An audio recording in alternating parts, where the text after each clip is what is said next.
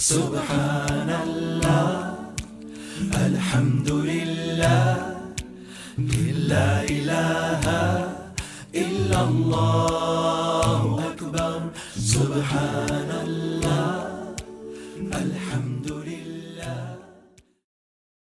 Alhamdulillahi Rabbil Alameen, wa salatu wa salam ala Sayyidil Anbiya'i wal Mursaleen wa ala alihi wa sahbihi ajma'in. ثم أما بعد فأعوذ بالله من الشيطان الرجيم قل هذه سبيلي أدعو إلى الله على بصيرة أنا ومن اتبعني رب اشرح لي صدري ويسر لي أمري واحلل عقدة من لساني يفقهوا قولي آمين يا رب العالمين. I actually have quite a few thoughts to share with you inshallah ta'ala today. I hope that I'm making dua to Allah that I have clarity in thought and organization so that the ideas I have I'm able to communicate clearly to all of you inshallah. I know that the ideas I have are going to spark a lot of conversation. I know that because I've had these conversations before. I unfortunately may not have the entire opportunity to have those conversations in depth with you today simply because I have a flight to catch. But hopefully, at least among yourselves and via email or other media, we're going to be able to interact and share some additional thoughts, inshallah ta'ala. Obviously, the subject matter at hand is how do we get the most out of weekend schools, whether they're Saturday school or Sunday school. These efforts, how do we get the most out of them? And let me just premise all of what I'm going to say by saying that there's enough people out there to criticize the limitations and the results of Sunday schools or Saturday schools. And that's not a new conversation. It's a very old conversation. Frankly, I'm tired of it because complaining about something doesn't make it better.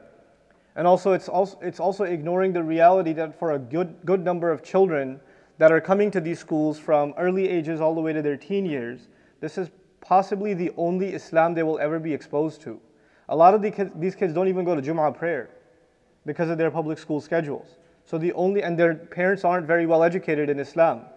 So the only Islam they're really much exposed to is at Sunday school. So whether we're doing a good job or a horrible job, well, you can't get rid of it. You can't say, oh, Sunday schools don't work or Saturday schools don't work, because they better work because that's all we got.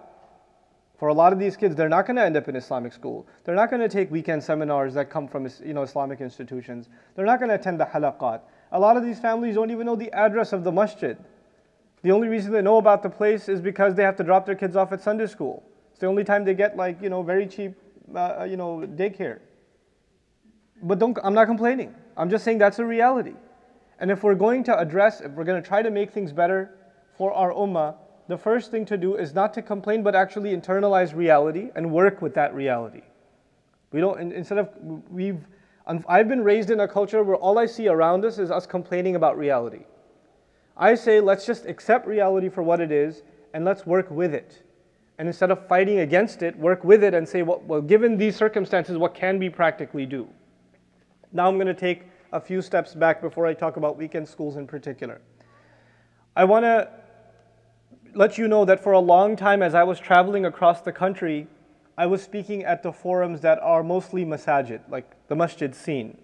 And the masjid scene in America is very different, and it gives you a picture of what the Muslim community looks like, but it's not a complete picture at all. It's not a holistic picture of what Muslims look like in America. It's actually the Muslims that are somehow associated with the masjid, whether very directly or remotely, but they're associated with the masjid. There's a significant population of Muslims that is actually not in any meaningful way associated with masjid life. Their life is, basically the masjid or the mosque is almost irrelevant in their life. Okay, maybe Jum'ah, maybe that, but outside of that, not really, right? And so I decided much recently to maybe start visiting some college campuses, having discussions with MSAs and even non-MSA groups. And I see a reality that's very different from the reality at the masjids. It's just a completely different population. And I recently did a program, a kind of program I would usually do at a masjid. I did it at a college campus, at one of the premier schools. About 400 Muslim youth showed up at the program. But even 200 boys, 200 girls. There was not one girl in hijab. Not one. This was an Islamic program. It was tafsir. And I'm not complaining. I'm just saying this is a reality. And so instead of saying, why aren't you girls wearing hijab? I'm like, I better rethink what I have to give these people. What the message is that we have to share. And I'm bringing that realization to you in this discussion. A lot of you were raised, those of you that are parents, were raised as youth in somewhat of an Islamic environment. At least maybe some of you that were raised in the Muslim world heard the adhan every day. You saw men and women dressed in a particular way. There was a kind of interaction in home. There was a kind of respect expected between teacher and student in the classroom at school. There were things that were just part of your culture that are in line with Islam. You didn't learn them because you're good Muslims, you just learned them because that was your culture. Then you and I came to the United States. And now we're raising our children in a very different world, where a lot of the things that we took for granted are just not there. A lot of the things that were normal to us, they've never even experienced. They don't know what that means. They don't know what it means to stand up in respect for the teacher when the teacher walks into the classroom. That's an alien concept to them. They don't know what it means to have the ultimate respect for the father or the mother in a way that you guys showed to your father and your mother, because they talk back to you and they make eye contact and the girl doesn't lower her eyes when she talks to her dad. That's ancient centuries. Seems like a different lifetime. That is not your children, that's not my children. We're living in a different time. Our kids are more our friends than they are our kids, right? So the cultural realities for our children are very, very different. And as a matter of fact, this is another very difficult reality. The reality that what we see inside the masjid, what we see inside the Islamic social scene, is actually very different from what America looks like outside, to our own kids. As a matter of fact, it's even different from what our own homes look like. For many of us, our homes look very different from the environment that we put our kids in weekend school or masjid or whatever. So you know what? There's this very simple concept in psychology. What you see more often, what you see all the time, it becomes normal to you. And what you see rarely is strange, out of the ordinary. It's very simple. If you see a car going down the street this way all the time, you're used to the fact that this is a one-way street. You see a car going up the street, you're going to be like, what's going on here? Psychology. Yes, psychology. Like, okay, so what you see all the time, it becomes normal to you. That's your definition of normal, because you see it all the time. What do our kids see all the time? Yeah, they see things all the time, that all the time, by the way, they hear, stop it.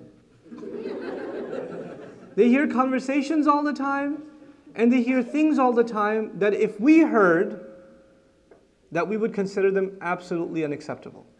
But the fact of the matter is they are hearing these things, and they are seeing these things. Upstairs in the group, I will not share the answers with you. Upstairs in the group with teens, I sat them down and I said, what are some things you've seen in school that have been done to you or have been said to you that you would never tell your parents? Can you tell me? And a couple of parents were in the room and we had to kick them out. And I said, okay, now you can tell me. And they told me things and I can't tell you because you can't handle it. And they've seen things. They've seen things that you wouldn't even see that stuff on TV. They've seen them in school. You know, they've experienced things. And so we are raising our children in a very different environment. Very different environment. And the only opportunity we have to give them Islam many times is weekend school. We can't just think of weekend school as an opportunity for education. We have to think of weekend school as one of the last bastions of upholding the flag of Islam in these children's lives. This might be the only reason they might remain Muslim. This is the scary reality. I used to be a Sunday school teacher in the 90s. I had kids I loved. I see some of those kids now, I realize how old I am. This kid came to me, I used to be my brother's Sunday school teacher. He's got a beard. I'm like, oh my God, I'm old. But some of those kids have been arrested. Some of those kids went into the drug life. Some of those kids joined gangs. Some of those kids turned out great. But you know what? I don't want to look at the great kids and say, aha, we did something right. I want to look at the stories that we don't want to pay attention to. And there's more and more of them. There's more and more and more of them. Now, your children ask questions. Why do girls have to wear hijab? What's wrong with gays anyway? Why do we always have to eat halal? What's wrong with pork? My friends eat it. What's wrong with, boys and girls being friends? It's not like we're doing anything. They're just a lab partner. They'll ask all these questions to you, and sometimes you don't know how to answer. You just don't know. Because to them, you know why they're asking these questions? And you just say, it's haram, okay? That's it. What does that mean it's haram, Mom? What does it mean it's haram? It's haram because I said it's haram. That's final. Why can't I go to the prom? It's just a party. All my friends are going to be there. It's going to be awesome. We're not going to do anything wrong. You are not going to the prom. Why not? Because we're Muslim. Come on, Ma. It's just a party. It's just a party. And then she's tweeting. Parents can be so weird sometimes. I wish we could be a normal family or whatever. The girl's tweeting that. She's putting it up. And you're blaming her. Actually, she's just following what she's seen all the time or he's seen all the time, and they've accepted it as normal. And you telling them not to go to the prom to them is what? Is abnormal. Everybody else is going. Why do we have to be weird? Why do we have to be strange? So now our children are being raised subconsciously with the idea that Islam itself is strange. Islam itself is strange. And so they ask, why not the prom? Why not pork? Why not this? Why not that? Why not the other? But the big question, I don't care about any of these questions, by the way.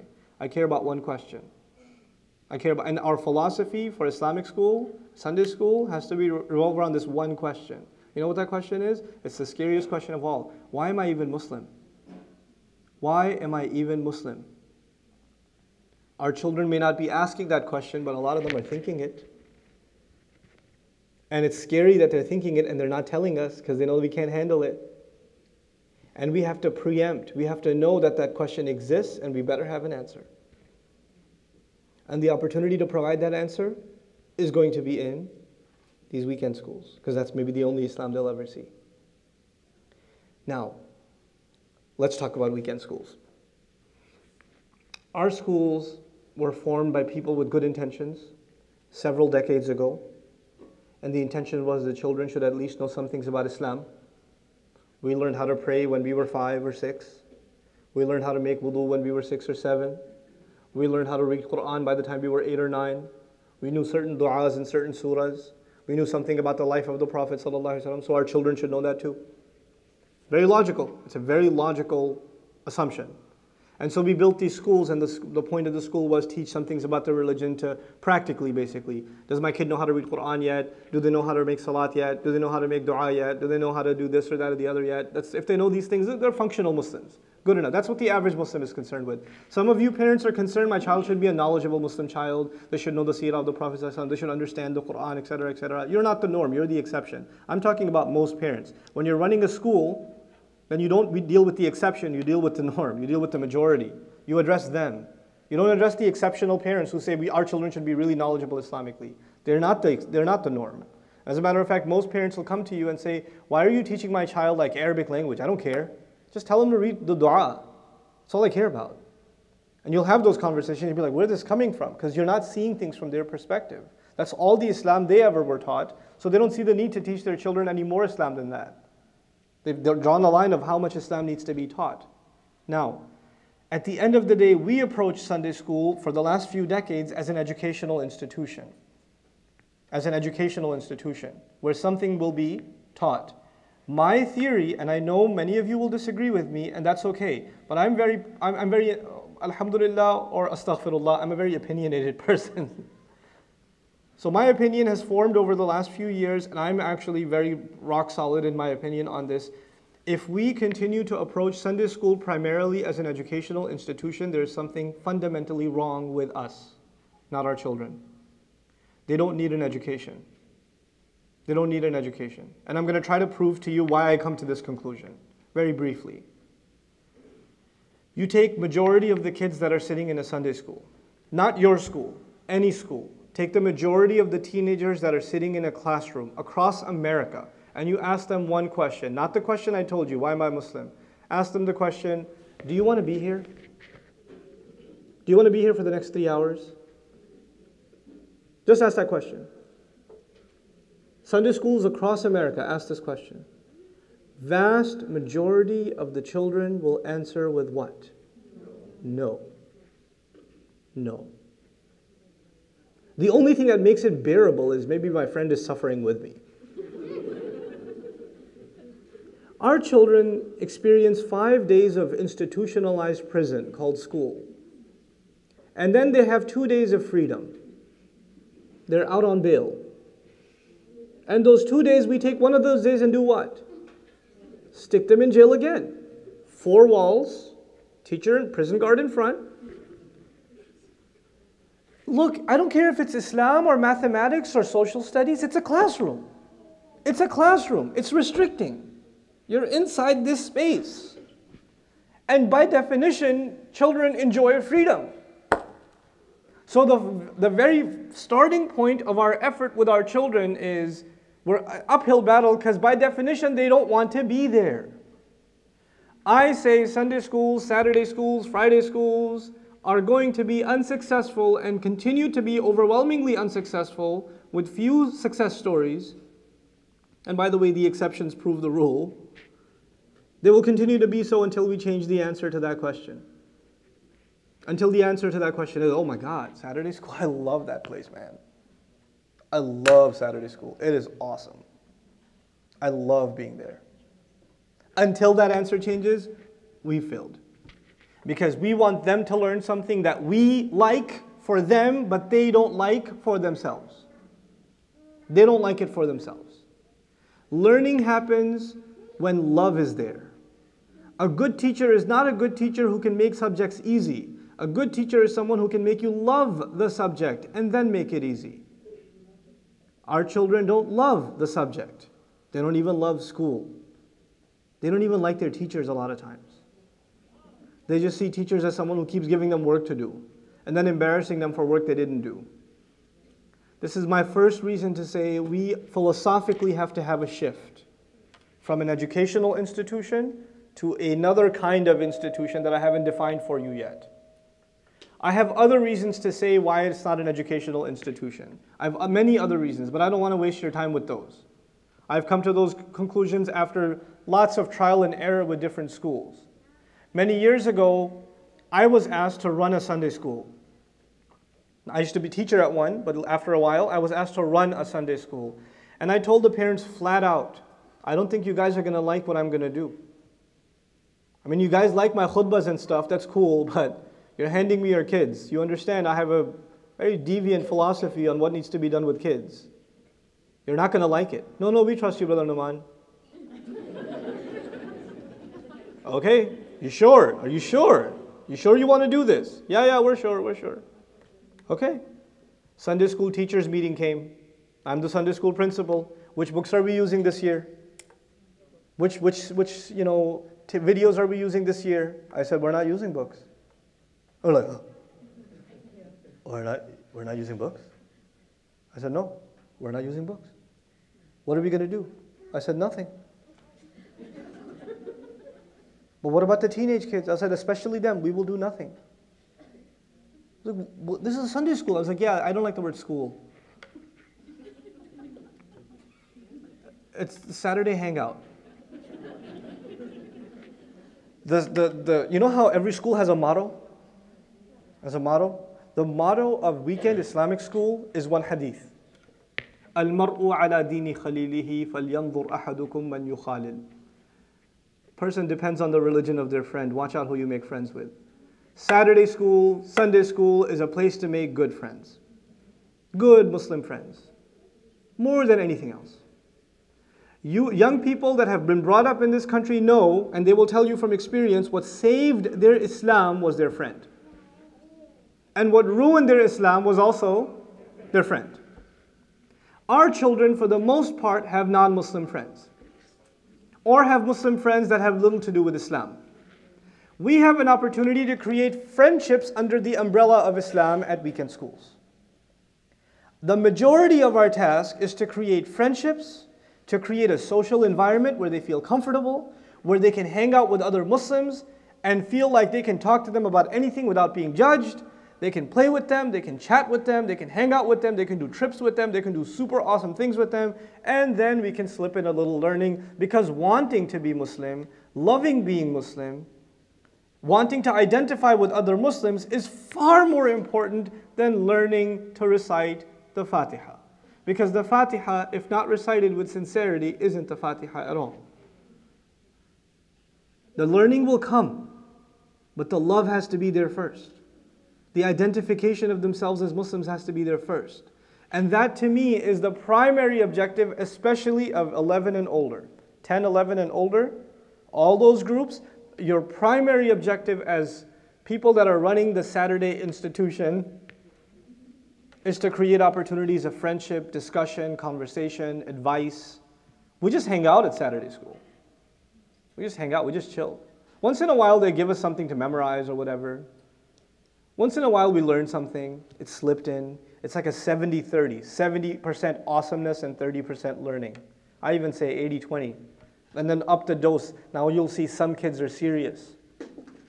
Not all kids are the same. Some kids are serious. They're like, I need more ilm.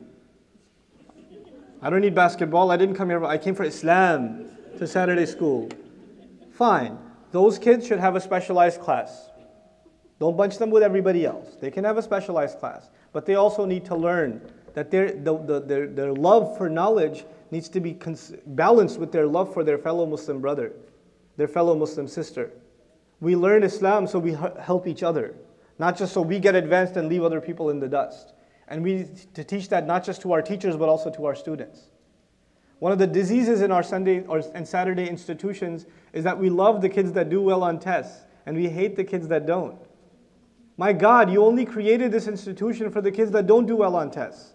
The kids that are doing well on the tests are the kids that are already, the parents are already doing a good job anyway. They don't need the institution. And then we say, our Sunday school is very successful. This one child did so well. Are you kidding me? How many kids did you have to skip over before you gave me that example? That one child doesn't prove anything. And then the worst thing you can possibly do, please take my word seriously. I know, and you guys are free to do what you want as a school. Every school is. I'm just sharing my ideas as I've experienced them. I don't think you'll find a bigger fanatic about Arabic studies in America than myself. I don't think. I've given my life to this thing. I just want Muslims to know Arabic so they can experience Quran directly. I'm obsessed with this language. I'm a student of it. I will continue to be a student of it until my last breath. But let me tell you something. I am also the biggest opponent of Arabic at weekend schools. I am the staunchest opponent. You will not find somebody who opposes the idea of teaching Arabic at the weekend school more than myself. I love Arabic, but I hate it at weekend school. I don't believe in it. You know why? Because our kids don't know why they're learning it. Arabic is a labor of love. You haven't created the love, there's no point.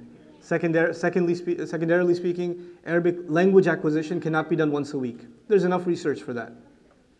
The world's leading institutions tried weekend programs for MBAs to teach them foreign languages, and they failed. They said it's not possible. And these are people who want to learn, and pay top dollar to learn, and learn from the top leading professionals, none of which we have in our schools. And they don't produce results. You think you and I are going to produce results in Sunday school where kids don't want to learn? Teachers aren't actually certified language instructors, and they don't have that experience either, and they don't even know where to begin. So they try one curriculum one year, the next another year, next another year, and we're sticking to the Arabic because Arabic is really important. What is wrong with you? It's not how it works. What is Sunday school supposed to be for? Let's identify that.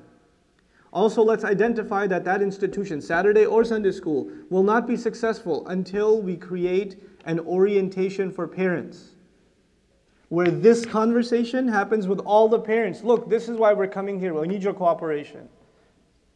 If you want more for your child, then the weekend school is actually a milestone, and there are several smaller milestones in between during the week that you have to accomplish with your child. Not the child on their own, with your child. You have to do some learning, you have to do some discussions, and then it's reinforced again at the end of the week. And then in the middle, it's yourself.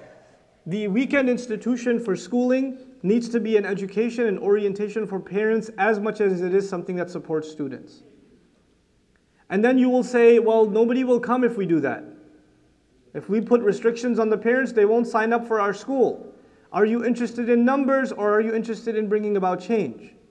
If you're interested in numbers, hold yourself to a standard and say there's going to be a parental orientation.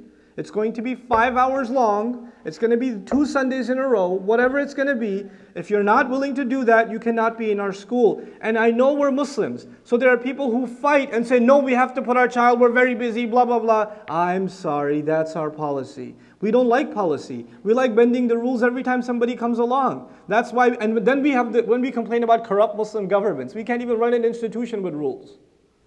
Have rules for your institution. Stick to them. Put expectations on parents. There are general guidelines, and if we follow them, we're going to start seeing results. Parents will love us for it. You have to also understand, most parents don't know what they want.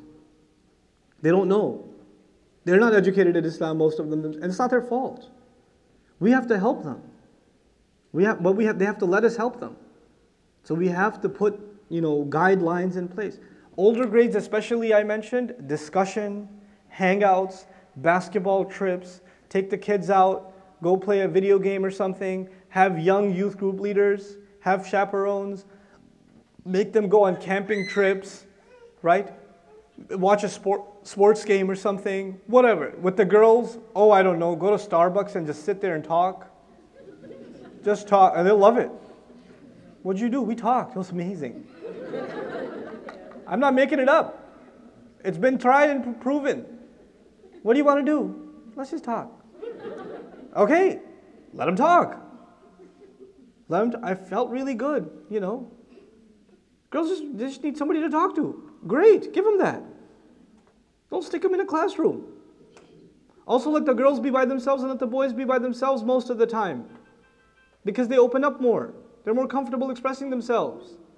Boys at teenage years, they're very conscious of girls, man.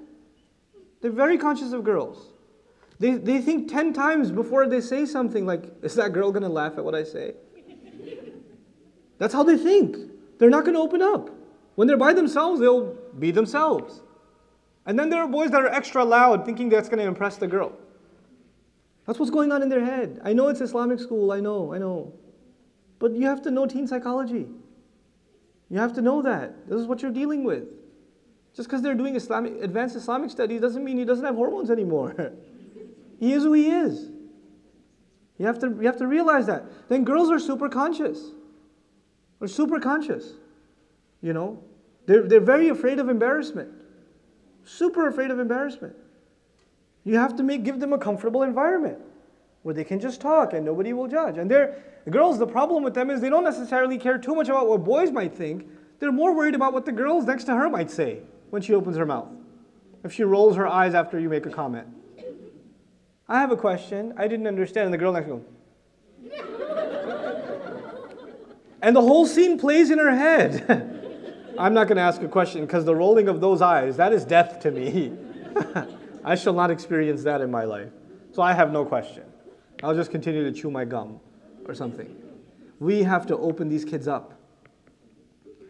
I'm telling you, if we, in weekend Islamic schools or Islamic institutions, if we accomplish one thing, if we accomplish that our kids are openly able to talk about what they experience in school, and they're able to get answers to their curiosities through discussion, not through lecturing top down, but discussion, interaction, understanding. If we can build that, then we have succeeded in what we needed to accomplish. Because our children don't open up to us. They don't openly say what they're having doubts about. One of my kids had a doubt. She had, most of the kids in her school are like Muslim and 20% are Christian. And she came one day and she said, Abba, which one of us is going to go to Jannah? Because they think they're going to go to Jannah.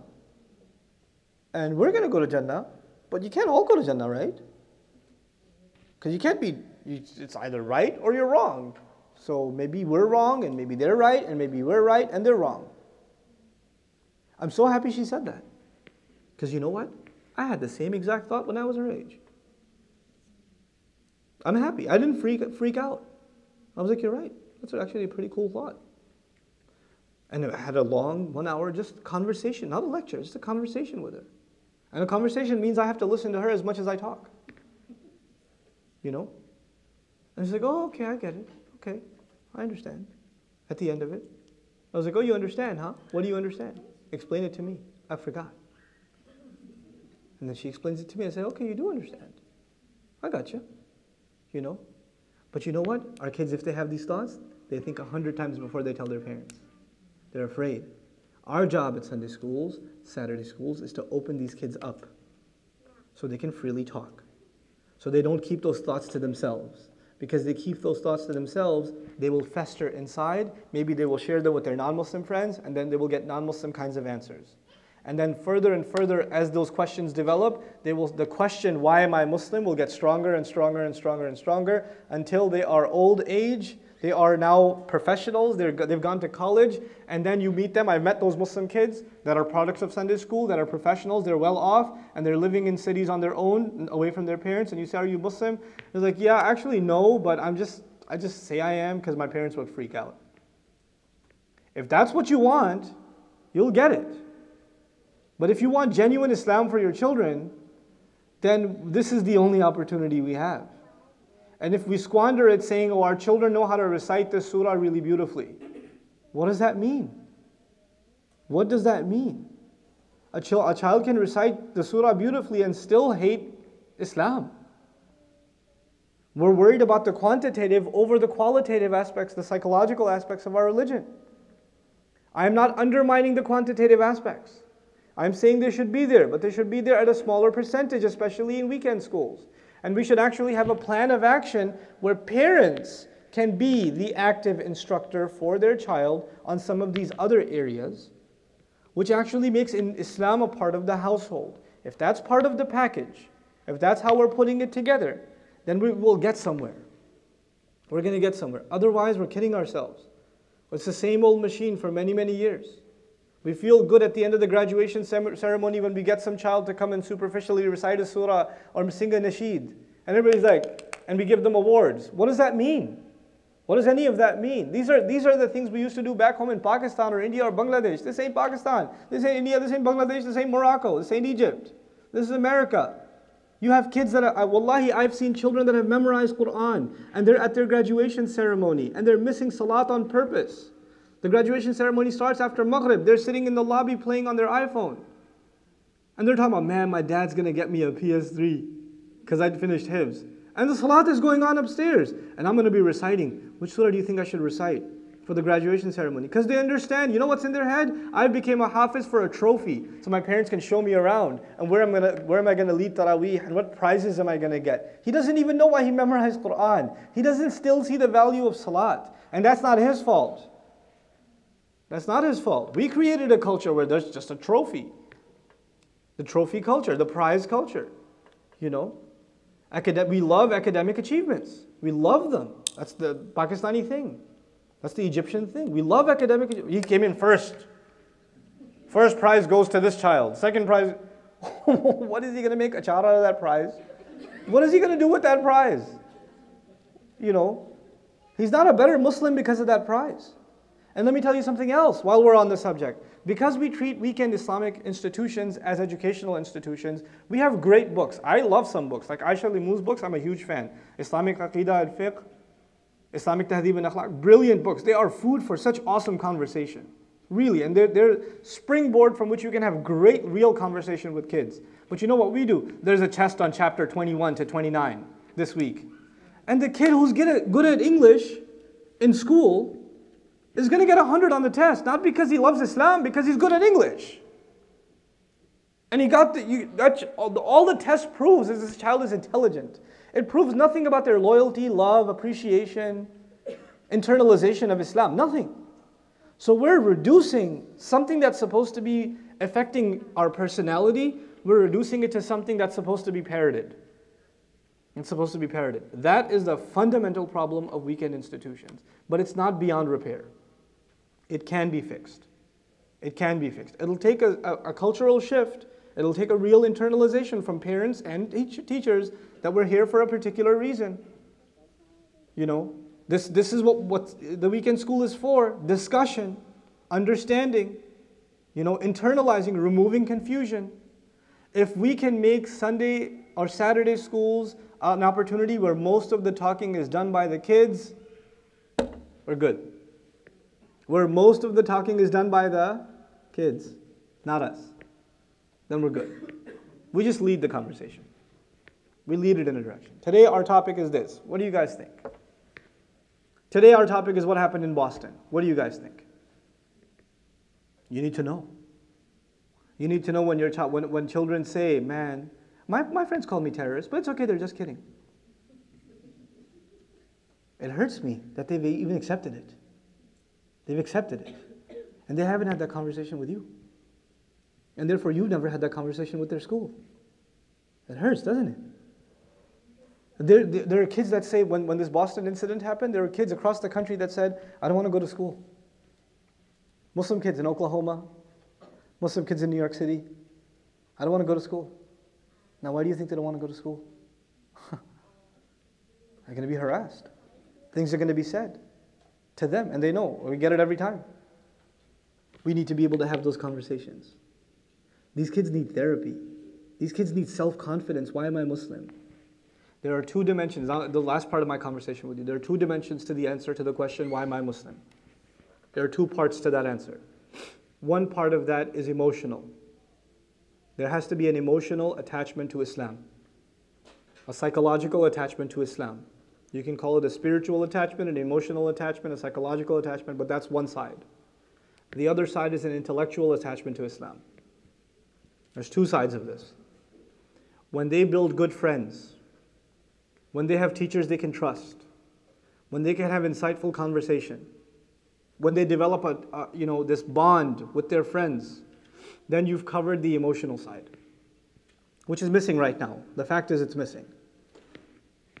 When you guys get the training to discuss the evidences for Islam, the power of the Quran, it's not even humanly possible that this is a human being's world. When you internalize that, and you can have those conversations, then eventually it'll fill the intellectual void. But the intellectual void is at the end. For children, they don't need the intellectual. What they need more is the emotional. That's more important. When that foundation is built, wallahi, you have a lifetime of learning. There's a lifetime to learn. It's going to be awesome for our kids. They will want to learn. If we can get that out of them, we've succeeded. The Sunday school I told you about where I was in charge, where I especially took over the teenage kids, little kids, it's okay. Little kids, they have fun doing pretty much anything. They could color dinosaurs or, paint the Kaaba or whatever. They'll be fine. Make sure they're having fun though. Just make sure they have good memories of Sunday school. Don't put tests. Get rid of tests. No tests. Ever. No tests. I'm saying it several times because no, little bit test, little bit can I have little bit. No. لا اختبار ولا امتحان. ممنوع تماما. Okay? No. No rankings, first, second, third, fourth. Don't pit the kids against each other.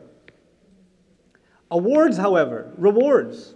Rewards for participation, leadership, brotherhood, consideration. You broke up a fight, You just corrected this person in a respectful way and you told this one not to make fun of that one. I respect that. You know what?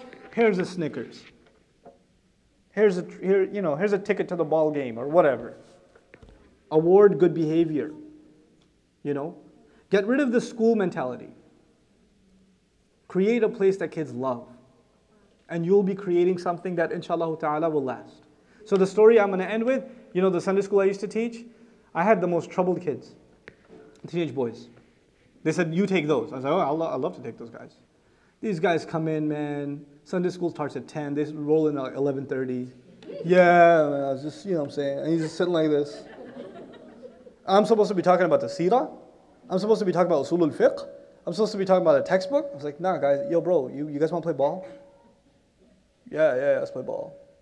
We go outside. We're playing ball for an hour and a half. There's Islamic Studies going on inside. We're playing basketball. And when we're done, it was like, there's a half hour before Salat. You want to go just grab some Dunkin' Donuts? I'll get in a van and go to Dunkin' Donuts. We just talk. Come back for Salah. All right, see you guys next week, yo. My treat. I take him out on a treat. Next week, they start showing up at like 10:30 instead of 11:30. Only half hour late. I was like, hey, guys, let's go to the beach. Yeah, honestly. I took him to Robert Moses. Hang out there. Didn't bring up I didn't talk about Islam. I did not talk about Islam. I just hung out with these guys. Maybe 4 or 5 months in, I said, okay, hey guys, you know, when you're playing, there's this hadith. And now they're listening. They're listening. They're applying, you know. So before we start playing ball, I said, you know, basketball raises tempers. If somebody blocks you, you got to own them back. You don't take it sitting down. Basketball is an ego sport. But you know what? This religion is about checking your ego. So if somebody blocks you, you got to man up and say, nice block, dude. And you don't go after him in the next play for a flagrant foul. That's when you know you've curbed your ego. Instead of giving them a lecture about pride and a dars about it, that's the place to learn it. You see what I'm saying? There was one time we were playing, I remember like it was yesterday, we were playing, this kid has the ball, he's about to take a shot. And from a distance, his father came out of the house. He just looked at him. He dropped the ball and ran over to his house. Any normal teenager would at least take what? At least take the shot and go. Ball's in your hand, man. You know? Or let me finish the play and then I'll go. You know? Time out. Nothing. He just ran. And I said, man, that's what you call a son. That's what Quran means, وَبِالْوَالِدَيْنِ إِحْسَانًا. I don't care what you're doing, you show respect to your father. You know? I couldn't have taught that lesson in the classroom. But now those guys will remember. I can't forget. I can't forget. With teenagers, we got to spend time with them. You guys got to take older youth, college youth, young professional youth, make them mentors for the teenage boys. Take older girls, make them mentors for the teenage girls, so they can have those conversations with them. That's really important. Really, really important. That's what I'm concluding with. I know these are very radical ideas for what Sunday institutions and Saturday institutions should be, but I honestly believe, that this is the only place we can give them that. There's no other place left. Learning, it will be there, and that we can negotiate and figure out what the priorities in learning should be. But inshallah ta'ala, if that social aspect we can really fulfill, I have optimism. And those kids, those trouble kids that used to come in 11:30, they run the Sunday school now, by the way. They're all the teachers. You know? It works. That's all I have to share with you guys. Barakallahu li wa lakum. If you guys have questions, I have, how much time do I have? Oh my God, a whole 6 minutes. Questions, you guys? One brother, one sister, so yeah. Walaikum salam. So it's easy if we come here and teach the Quran and Sunnah because we know what we're supposed to teach. But when you open it up to what's right, what's wrong, and go hang out here and there, it may be a different approach that we all take. Yeah. And some parents may not like that approach or that opinion or whatever. So it becomes very difficult to keep in a framework that's acceptable by all. And maybe it's not even the right opinion that I have. That's true. That's true. I think there needs to be some sort of national resource for major discussions that can be feeders for all schools. Standardization is a big problem in our schools, right? More recently, I've become a big believer in creating universal resources that can feed institutions, right? And this is one of those things. Like, we need to take people like Brother Habib Qadri, you know, people that have worked with youth for a long time and have engaged with them, to actually take main topics and to create resource discussions on them that become feeders for our discussion, so we know how to engage in those discussions. So we can't just go into it blind. We're going to need some prep work ahead of time. But there are major topics that are obviously on the minds of our kids that need to be dealt with, you know, and we can take that thematic approach. What I'm trying to do, at least on one side, is to offer the Quranic perspective on some of these issues. So more recently, I decided to take up a thematic approach in the Quran, but instead of taking themes that are more popularly known as Quranic themes, I'm looking at themes that are relevant to Muslim life. And I'm trying to explore those in the Quran. So you know, some of you might have heard I did a series on shame, on haya, which would be a good orientation for somebody leading a discussion on this topic from the Quranic perspective. What needs to be added to that, though, is the social sciences perspective from someone like Habib Qadri, so you can guide the conversation in a good way, right? The next one I took on is parenting. I'm about a third of the way done with that. But I'll take on like a bunch of issues like this that are relevant to Muslims, whether it's youth or families or whatever. But though I believe in creating those resources, because that becomes a feeder for the discussion, you know. Now, you can declare as an institution, these are the values that you believe in. You know, on these matters, these are the values that you're going to be instilling into your children. So there's no ambiguity into the parents that are bringing their kids here. Like they say, I don't want those values in my kids. Forget it. I don't want this school. Fine by them. It's their choice. We can't shove things down their kids' throat that they don't want. That's fine, you know. To give you an example, one of the students is trying to do his PhD in chaplaincy, Muslim chaplaincy. So he went to one of the programs and they told him flat out, our chaplaincy program students, the graduating class, works on 3 issues. They write papers and research on 3 issues. Making homosexuality acceptable to the Muslim community, number 1. Number 2, women being able to take leadership roles in the Muslim community. And number 3, women being able to marry non-Muslim men. These are the 3 things they write about. So if you want a chaplaincy program, PhD out of our program, you'll be writing on one of these 3 things. We've already decided this is our agenda. He was so happy that they told him the agenda ahead of time, right? Good or bad, you declare your agenda. You declare, you just let people know, this is what we're going to teach. These are our stances. These are the discussions we're going to have. So if you want your kid to understand these issues in this way, this is a good place for you. If you don't, then we're not the right place for you. That's okay. You can't please everyone. You know? Yes? How do we address the issue, why am I Muslim, to the young one? To the young ones? To the young ones, Like teenage 12 to the down. well, very young kids don't need a really crazy elaborate answer, but I probably should be. It's not as, I can't give you a 1-minute answer for this one, but I believe that at 10, 11, we have to ask that question to the kids, not them ask us. We actually have to build Islam from scratch for our children at the age of 10, 11 in this country. So we have to ask, why are we Muslim, to them and teach them why. Now, how do we answer that question? I have a particular approach with my own children. I actually recently started my approach with them and sort of walked them through why we're Muslim. The basic premise of the Quran, you know, in a kid-friendly way.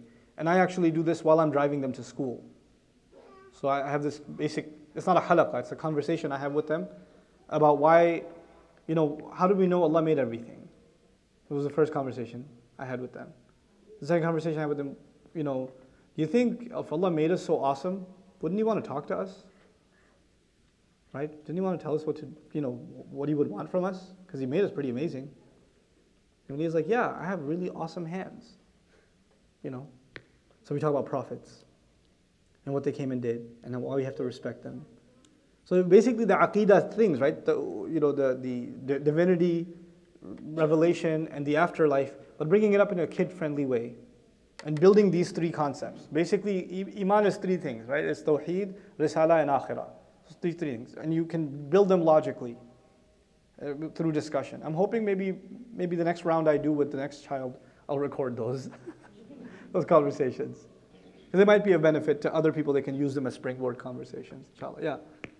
No, so I was just thinking about what you were saying, that the Islamic school should be a place where we all come together, that the kids can feel that they can bond with other kids. And I think what would be a good idea would be if we just get the kids out of the school environment, out to places like, you have the morning hour here, take them out to the children's museum, take them out to do some voluntary work at the Cats Association.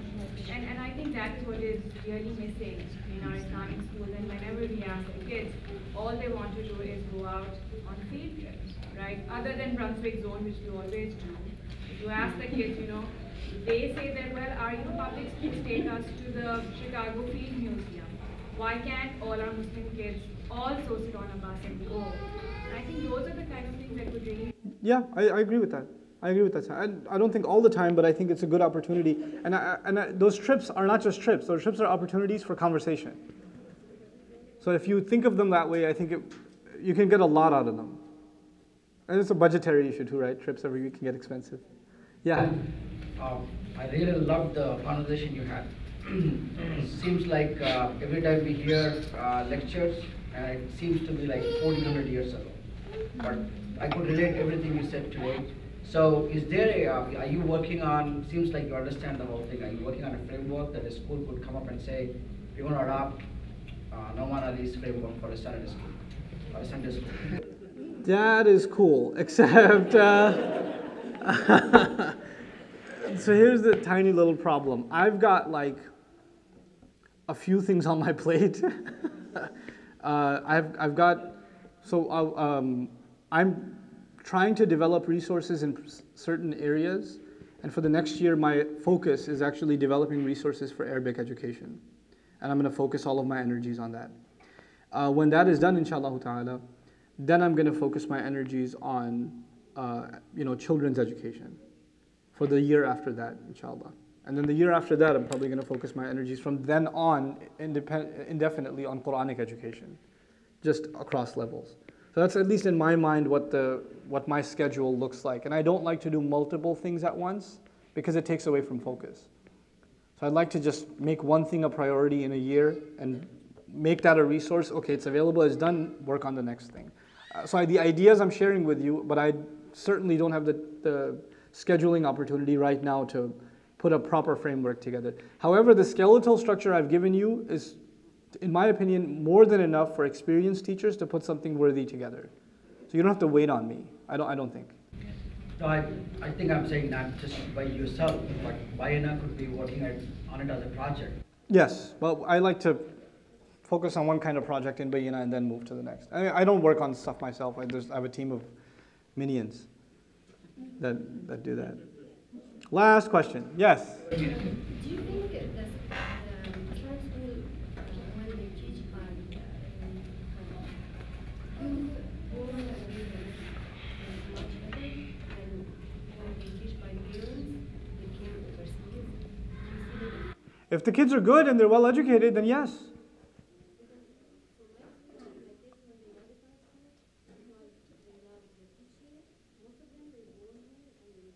Yeah. Well, it's the Mus'ab ibn Umair effect. It's not a new thing. Yeah, but we don't have a resource, right? We don't have kids that are very knowledgeable yet. Right, so we need to train those kids. That's why you possibly send them away for 9 months. Over states. No. A little closer. Arsiluhum ilayya. Okay? You talked a lot about framework and how we can guide the young kids, the teenager, and have these conversations. Is there some non-Muslim resource we could use? I mean, there are people trained in facilitating. There are non-Muslim resources. I'm not as versed in them. I've only casually tapped into some of them. Like teen psychology resources are, I think, really important for Sunday school teachers.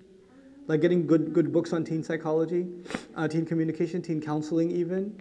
Also, some Christian institutions have done phenomenal work in counseling, and we can take advantage of that. Yeah? My question is, in your experience with your Sunday school, how did you work with other teachers to adapt them to the methodology that you had? Like, because the things you talked about... I was lucky. I was lucky. I had young teachers. And so they were like Play-Doh. You could mold them. And I could yell at them and I could tell them, what are you doing? And because I had a very like ilmi youth guy. And like these brothers, they don't even memorize the surah. I only give them half a page and they didn't memorize it. Ya akhi, we just tried to read like one page of Ibn Kathir and they didn't even read that and blah, blah, blah. And I was like, hey, bro, let's go play basketball. But akhi, al-ilm. I was like, okay. قبل العلم نحتاج إلى شيء آخر. العلم سيأتي. Ilm will come, relax. Just do this first. Worry about the ilm later. But I was able to do that because they were young. With the older instructors, I may not have had that kind of luck. it's possibly. Yeah.